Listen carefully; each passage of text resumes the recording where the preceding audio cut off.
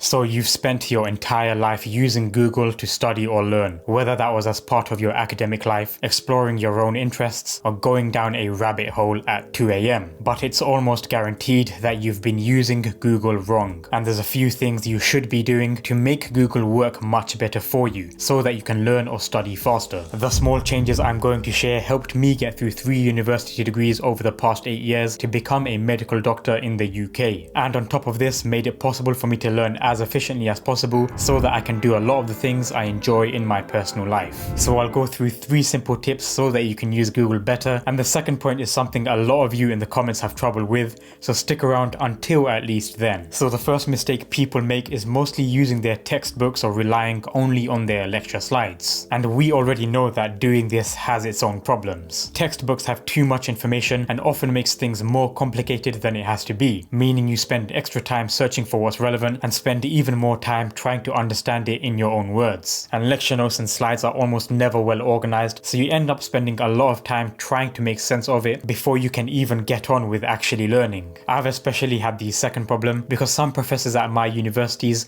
wouldn't put much text on the slides or only ever use images, so we really had to pay attention to everything they were saying, which is hard to do when lectures can be 2 or 3 hours long. So the solution to this is using Google to skip the textbook and slides. Instead, just type what's on screen and then your topic, like cardiac cycle notes. Using this will lead you to official university handouts, revision guides and summary notes, which is exactly what's used around exam season to get as much relevant information in as fast as possible, without going through thousands of lecture slides and textbook pages. And now another underrated way to use Google is to make it actually help you remember what you're learning. Something skimming through a textbook or notes just doesn't do, and this becomes especially useful for a problem a lot of you mention in the comments. A lot of you say that you don't have access to past papers at your school or university or for the exams you're doing as part of your job, and this is a big problem because doing practice exam questions is one of the best ways to utilize active recall, which is what forces your brain to retrieve information and lock it into long-term memory. It's what takes you from a place of I've seen this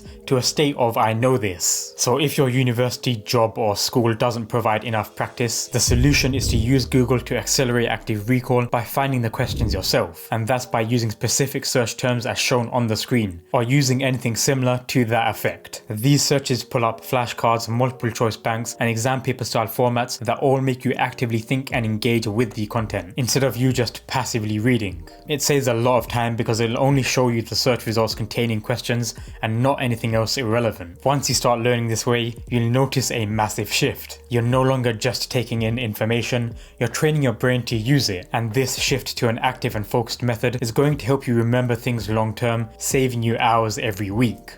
Now for a quick update, I'm working on building an online course and community and would highly appreciate your feedback and input. So check out the links in the description. It would help me out a lot if you would provide some feedback in terms of what you find helpful from my videos and what you feel would help even more as part of a course or community. Thank you in advance, and now back to the video. But there is still a bit of a problem. Even though you'll get all the notes and questions you need, you definitely don't need to know every single detail of the topics and subtopics that you now have pre-made notes and questions on. So you need a way to prioritize the highest yield content first, which is the content that's most likely to come up in your exams and the content that will help you understand the fundamentals of a topic. I remember earlier on at medical school, I tried to cover everything equally because I didn't want to miss anything out. But soon after I realized that that isn't efficient because not all topics are treated equally and not all topics are relevant or going to help me be a better doctor. For example, if I'm learning about the heart in cardiology, it's much more important that I understand about heart attacks or how to read an ECG first than it is for me to understand about a rare condition like Takotsubo cardiomyopathy. So what I've done in the past that you should do too